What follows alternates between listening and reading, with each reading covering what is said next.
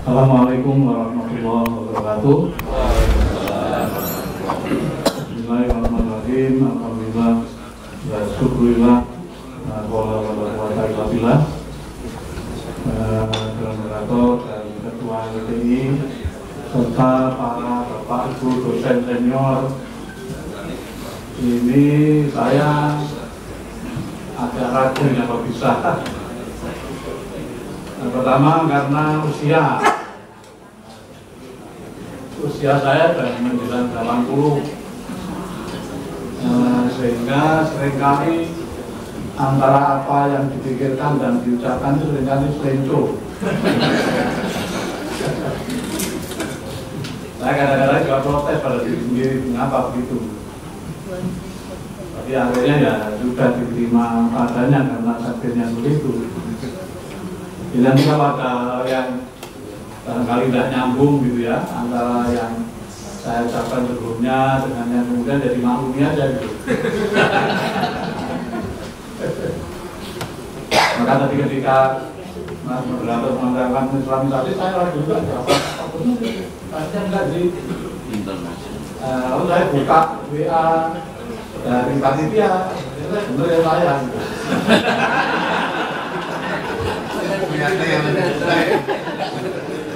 Walaupun saya lebih tertarik tema yang disampaikan moderator sebenarnya. Kalau implementasi ini kan lebih teknis gitu ya, aplikatif. Bapak, Ibu dan saudara sekalian, sehingga saya mungkin lebih ke memancing saja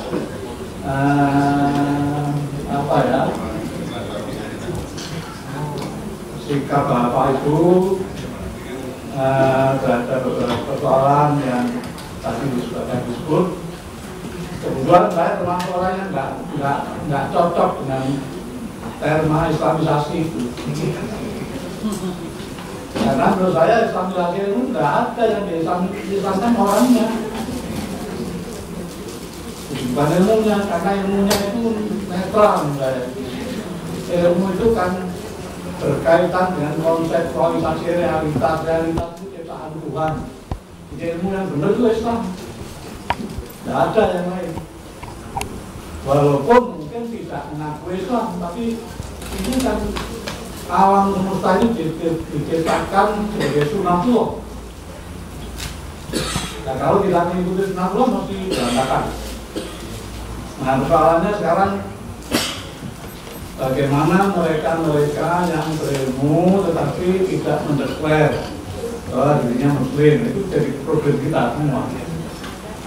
Nah, menurut saya, ya tadi ilmu yang benar itu mesti Islami.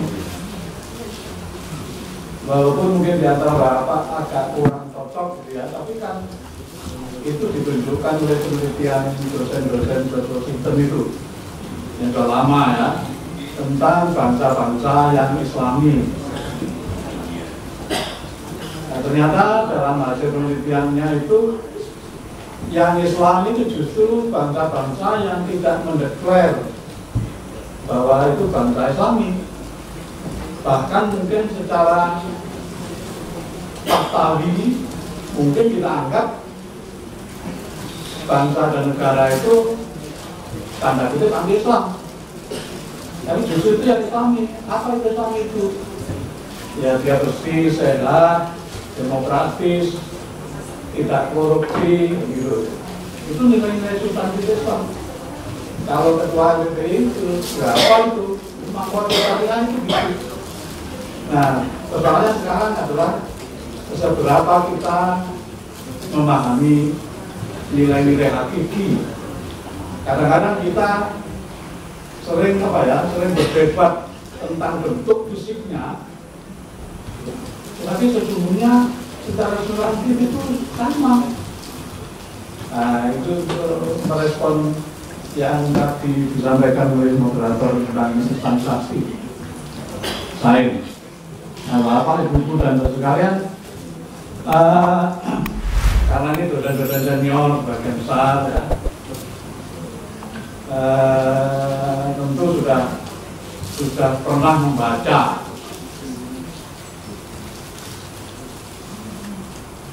Mukadimah Anggaran Dasar. Siapa yang pernah membaca kira-kira?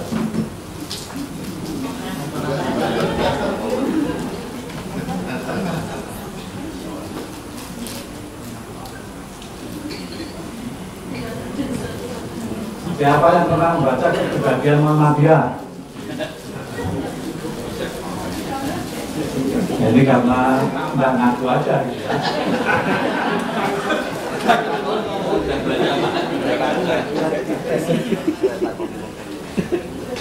Materi saya yang akan saya sampaikan ini sebenarnya tahu apa dalam baca apa itu nggak ada lupa. Karena saya ingin ilmunya nanti menyampaikan beberapa butir di dalam mukadimah dalam dasar sebagian Muhammadiyah itu dokumen lama yang mestinya ya karena mungkin lupa aja seperti saya kan sudah baca Pak 10 tahun yang lalu yang ada di dalam dokumen-dokumen tersebut kita bapak telah baca alhamdulillah, kalau belum mudah-mudahan nanti membaca. Nah, saya ingin masuk ke dalam saya beri judul ilmu dan saintifik perilaku menuju Tuhan. Sederhana aja tetapi ilmu itu kan konseptualisasi tentang realitas. Realitas ini ciptaan Tuhan, punya hukum yang namanya sunatullah.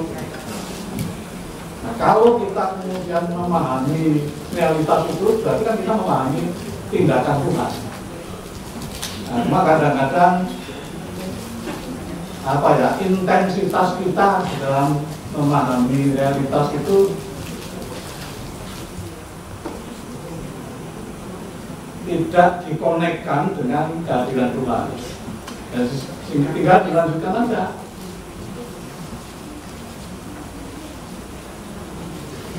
Bagaimana realitas itu dengan Tuhan? Kalau kita ini ada yang dari Fakultas Kedokteran. Nah, ini kritik saya kepada MY. Tapi dulu ya dulu. Mestinya Fakultas Kedokteran itu paham dengan lurus. Mestinya paham dengan Ibnu Sina.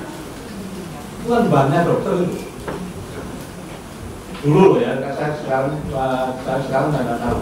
Karena dulu ada lulusan kedokteran MY yang sebelum rumah tangga itu setiap minggu ke rumah gitu ya. Anak-anak muda kan dulu sering ke rumah. Ketika saya tanya apakah di UMY pernah dibahas Ibnu Sina terus, itu katanya dulu ya nggak pernah. Lalu apa ciri kedokteran UMY itu? Ini bagian dari internalisasi. Walaupun pemikiran-pemikiran mereka lebih ke filsafat filosofis, tapi harusnya menjadi apa ya, menjadi pencerah bagaimana penelitian-penelitian di bidang kedokteran yang sekurang-kurangnya terhubung dengan gagasan-gagasan klasik seperti Ibnu dan Ovius dan banyak lagi sebenarnya. Nah, itu salah satu hal yang menurut saya menjadi agenda, kalau belum ya. Kalau ada? Apakah pernah dibahas Ibnu Rus atau Ibnu Sina?